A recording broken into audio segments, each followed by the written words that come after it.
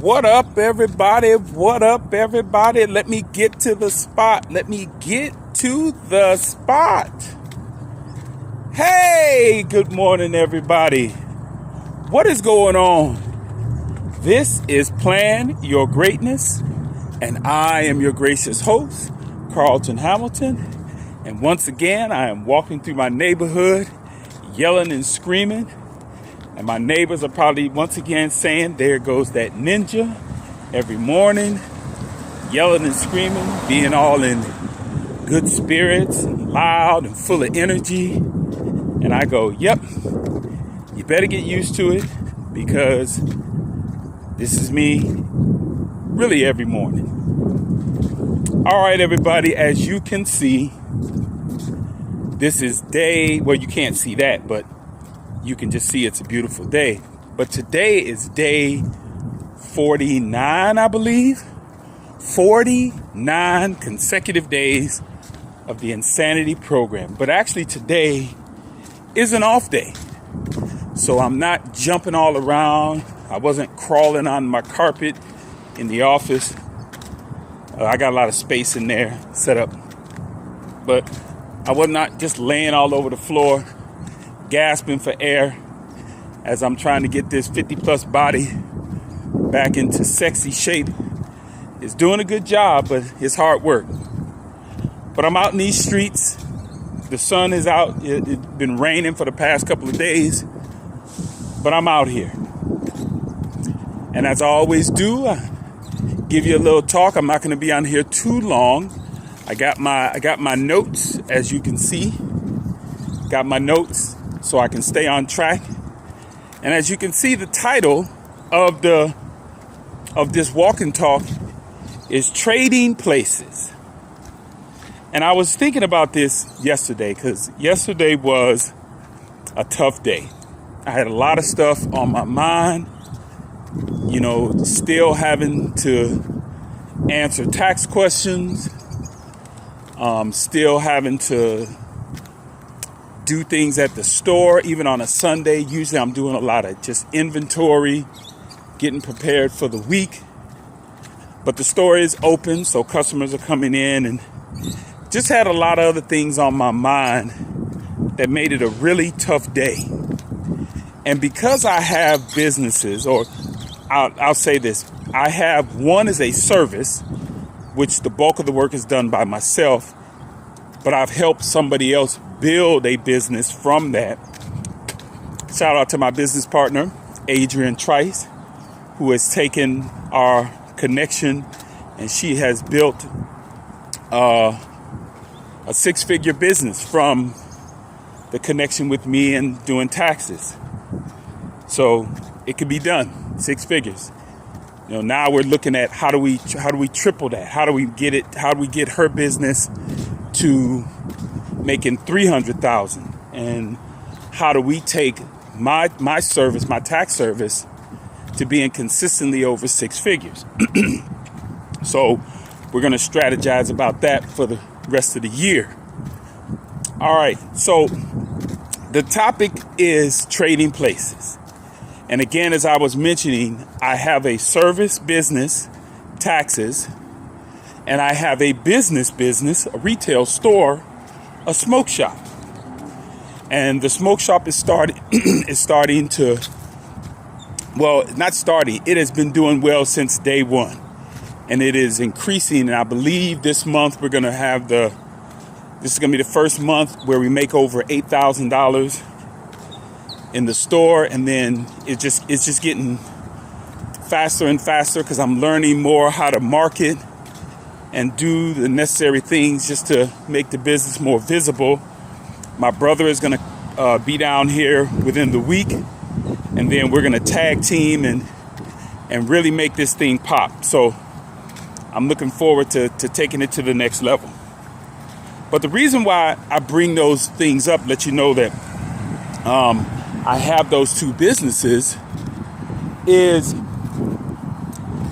they both require me to get on social media more than I normally would get on social media. And because I'm on social media more than I normally would like to be on social media, I get to read comments through the threads, through my news feed, stuff that I'm not even looking for, but it pops up and I get to read it. So, excuse me. So I'm on social media, the internet, researching different things, and I see these comments. And remember what I said earlier, I had a tough day yesterday. Nobody knows except for you guys right now. But I'm just telling you, I had a tough day. I had a lot of stuff on my mind, thinking about some things, to the point where it actually brought me to tears on some of the things that that I was thinking about. But I came to the understanding that would anybody trade places with me? You know, some will ignorantly say, well, let me hear what you're going through, and I'll tell you if I want to trade places with you or not. And my answer to that is, man, I don't care what you going through. One, I'm not going to trade any places with you. And number two, for the most part, when somebody is really going through something, we're not saying just having a casual thought that kind of disrupts your day a little bit. We're talking about life-changing thoughts that you're contemplating, a life-changing situation. That's what I'm talking about. When we are going through something that is life-changing, let me ask you the question. Would you change places with somebody that is going through something that is life-changing? And the answer is unequivocally no. I'm not changing places with you. I don't want to go through the heartache that I was, going through yesterday. And I damn sure don't want to go through the heartache that you're going through.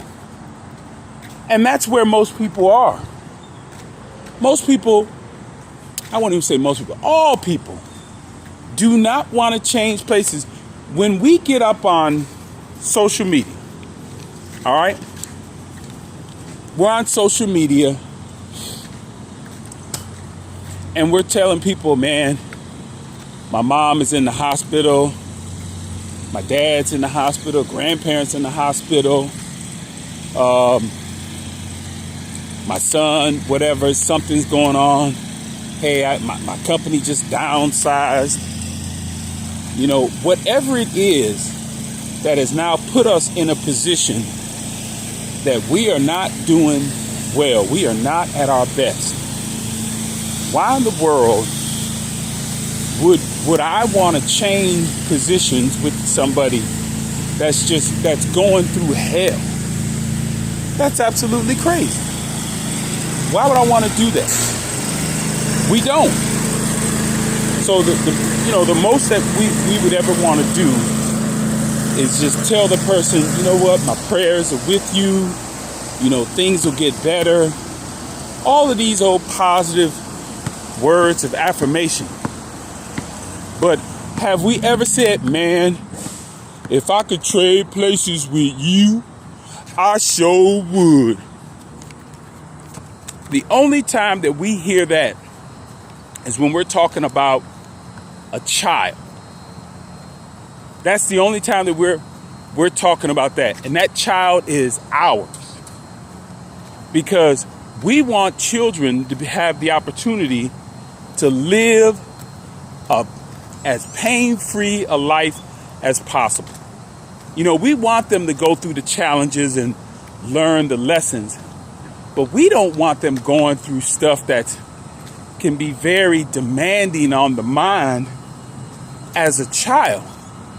But if we're talking to a friend of ours and that friend is going through it and we're not going through it, we realistically deep down, we going, man, that sucks for you. But hang in there, man. figure it out. But the hell if I want to change places with you, especially if I have already gone through some trauma and I've come out on the other side and now I'm doing better. And then I hear on social media, or I get the phone call, or I get the text message, or I get the email, whatever it is that I get that lets me know that you are struggling. And I get to look at my life and I go, you know what? I'm doing pretty darn well right now. So why would I want to mess this up by trading places with you? That's ludicrous. And it sounds like I'm being selfish, but that's just the reality of it. Why in the world would I want to trade places with you when you are going through hell and I'm doing all right? So I say that because nobody, like I wrote this on social media. I said, nobody wants to trade places with you when you're going through it. Nobody does. They wish you the best, but they are really looking at you and you saying, figure it out. And so that's a reminder to myself that nobody wants to trade places with you. So it is now our responsibility to take a moment, look at what we're going through, see how we can make the necessary adjustments and figure that shit out. Because once again, nobody wants to trade places with you. All they're going to give you is, I'm going to give you my prayers, but you better turn around and understand that you getting out of your situation is going to require a much more positive thought process than you have right now. Because I believe Albert Einstein said that whatever thought process you had that got you in that situation cannot be the same process that you use to get yourself out of the situation. That just that's just common sense. If whatever you were doing resulted in where you are right now, what makes you think that if you continue to think the way that you're thinking right now, that your situation is going to just magically change? And then that goes into the other statement that Einstein is given credit for. I believe it's, if you are consistently doing something and expecting different results, that is absolutely insanity. And I call it social insanity. That you are constantly doing or performing something, behaving in a particular way, and then you get upset when that situation does not change. What the hell are you thinking about? You thinking something's going to change just because you just, yeah, things will get better. To me, that's one of the dumbest attitudes I've heard when people say that. Things are going to get better. I'm going, well, what are you doing? What are you doing? Tim, what's going on? What's going on, cuzzo? I saw, man, you done had some family down there. Cheryl came through. I think Anthony came through. All kinds of people getting down there in St. Louis. I haven't been there in ages. Not since playing ball. But yeah, just getting back on topic. Thank you for joining in, Tim. But just as I was saying, and that's why the title is Trading Places. Nobody wants to trade places with us. It doesn't matter what we are going through. They're going to send us nice prayers. They're going to just maybe send us they could even send us a gift. And, it's like, oh, man, great. That makes me feel great. Somebody said something about me, shouted out me, sent me something, made me feel. But at the very end of the day, if you've not taken any sort of action, your situation is not going to change. So it requires us. It requires us to make that change. So it doesn't matter.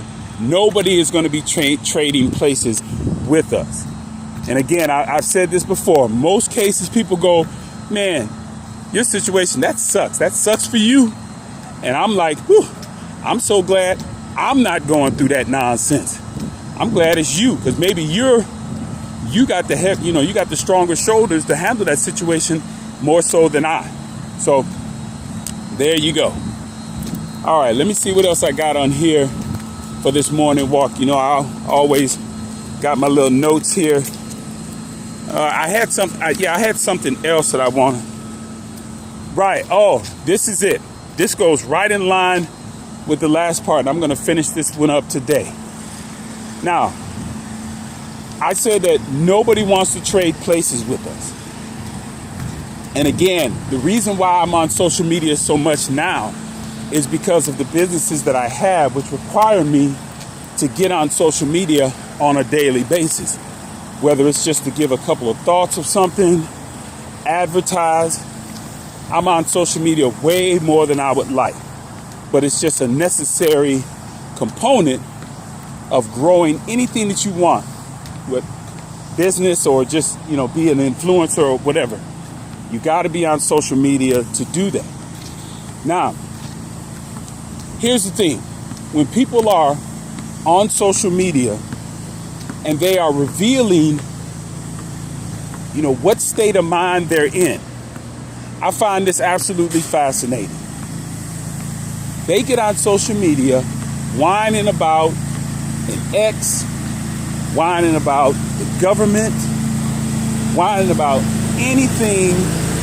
So I'm walking through the park, walking past all the guys that are cleaning up everything. I'm sure it probably sounds loud. My headset, these skull candy earphones, these things will pick up a mouse pissing on a cotton ball. You'll hear that with these headphones. But here's the deal. They get on social media bitching and moaning and complaining about something. But I always ask myself, do they really want an answer? Do we really want an answer? Or do we want to just sit around, drink some wine, eat some cheese, and just bitch and moan about our situation? I hear this from people that come into the store. I did not realize that a smoke shop was going to turn me into the neighborhood therapist. I mean, some people come into the store, whether they're asking for a loan. Man, can you go ahead and front me that oil burner? You know what I'm saying? Can you front me some papers? You know what I'm saying? I'm doing bad, man. Or, you know what I'm saying? I'm a little short this week. Can you go ahead and, you know what I'm saying? I've been a loyal customer for, you know what I'm saying, since your store open, man. You know what I'm saying? Can you go ahead and give me that, you know what I'm saying, them gummies, you know what I'm saying, or that kratom, you know what I'm saying? I'm good for that, man. I work right over there at that little labor place, you know what I'm saying? You see me coming in here on a regular, you know what I'm saying? But, I'm good for that, right? I'm good for that, man. I'm going to get that back to you. I'm like, what the hell? So, but, and I could give it to them. And in fact, I have fronted people products out of the store because I'm like, all right, I'm going to give you a shot. Here you go. Here's your little gummies. Here's your little kratom. Here's your little meth pipe that you need, that you're going to smoke all this stuff. I said, here you go. I said, you know what? I said, I'm giving it to you. Because this is a lesson I've learned a long time ago. You don't loan people anything. If you got it, give it to them. Because if you loan something to somebody, now there is a explicit obligation that they need to pay that back. And then usually there's a time frame. Oh, I'm going to pay this back to you tomorrow. I'm going to pay this back to you in a week or whatever. As soon as I get my next check, I got you, man. I got you. You know what I'm saying? I got you. But I learned a long time ago, if you give something to somebody, it is a gift. And so I tell all of them, here you go. I said, look, I would like for you to pay that back. Okay, I would like for you to give it back. But if you cannot, that's okay as well. You know what I'm saying? I said, it is a gift. But if you can pay it back, great. I am not going to chase you down. I don't want you coming back in here, sticking your head in the store. Oh, man, I got you. You know what I'm saying? I'm going to get you, man. I just want to, you know what I'm saying, man? I got to do the booty thing, man. And I'm going to have your money. No. And as I say that, yes, that has happened before, too. But I'm saying this because I don't want an individual getting money from me or getting something from me and feel in their heart it's something that they know good and well that they do not have the capability to fulfill. So I take that off the table. I say, hey, I'd like it back, but here's the gift to you. This is yours. Pay me whenever you can. No date on it.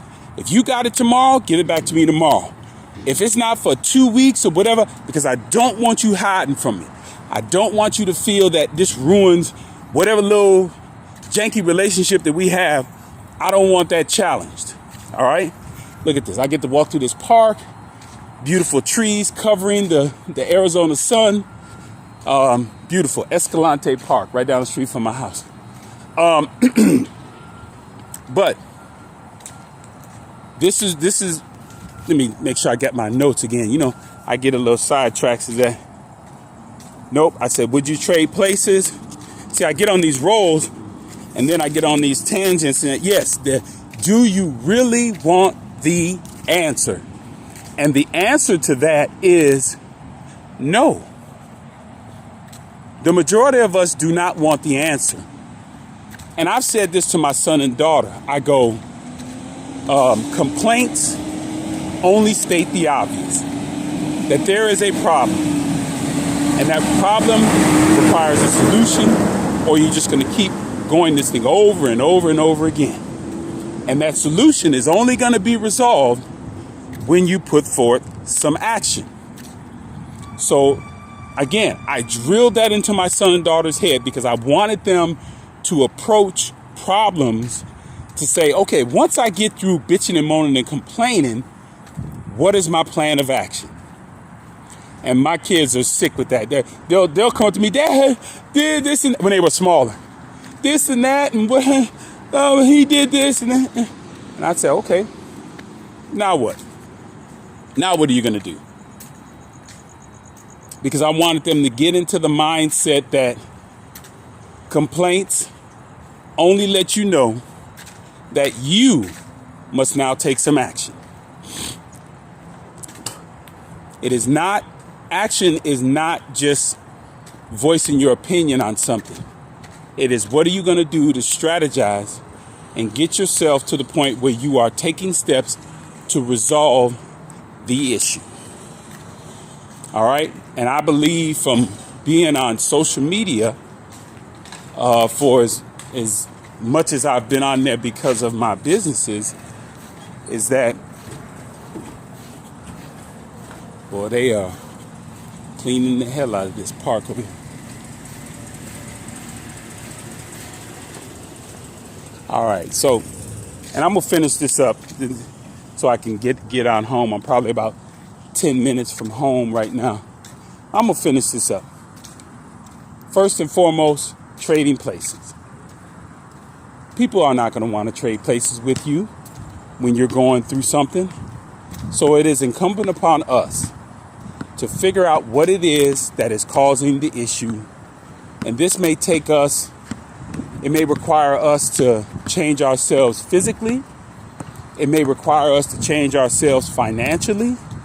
It may require us to change ourselves educationally. Because while we're going through something, most cases, other people aren't going through the same thing. And even if somebody is going through the same thing that we're going through, they don't really want to hear it. You know, they may sit over and go, yeah, man, I know exactly what you're feeling. And all that means is now you know somebody else is going through this nonsense. So what are the both of you going to do? Going to sit over there and swap stories? Again, like I told my kids, you know, complaints only state the obvious. So if you find someone else that has the same complaint as you, then you need to start collaborating and figuring out how you're going to resolve this thing. Okay? Because do you really want the answer? And most people do not. They find comfort in complaints. And that's what I tell my kids. Get out of that comfort zone of just complaining about something and take some action to resolve your situation.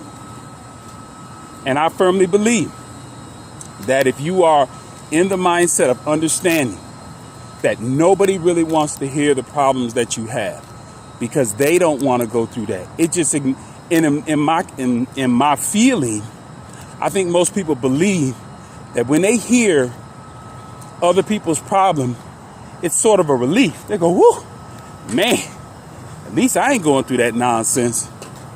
And that sucks for them, but hey, I wouldn't trade places with that dude if they paid me. And so then it goes into the next level, which I share with my kids, is complaints only state the obvious. So what are you going to do? Because do you really want the answer, or do you want to just find that comfort zone in the complaints? And if you are taking the action, because I think the three areas that usually will require adjustments, that if you make adjustments in one or all of these areas, it'll change your situation. If you look at yourself financially, what is killing me financially? Does this issue that I have, does it require me to change myself financially?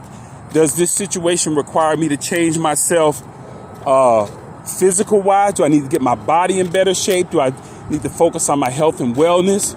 Or do I need to get more education, whether it's going back to a traditional school or actually just self-educating, learning about what it is, my craft or anything that's going to put me in a better situation? When you are doing that, then what you realize is you are now looking for the answer, as opposed to most people want to complain and they really don't want the answer. So if you are doing that and you are walking in that space, changing your mind, body, or your money, you are absolutely, in my opinion, on the path to planning your greatness. All right? This is Plan Your Greatness, and I will leave you with what I leave you with every single day that I'm on here. And that is plan your greatness. You know why? Because no one else will. Let me look at the camera. Plan your greatness. You know why? Because no one else will. I will see you all next time.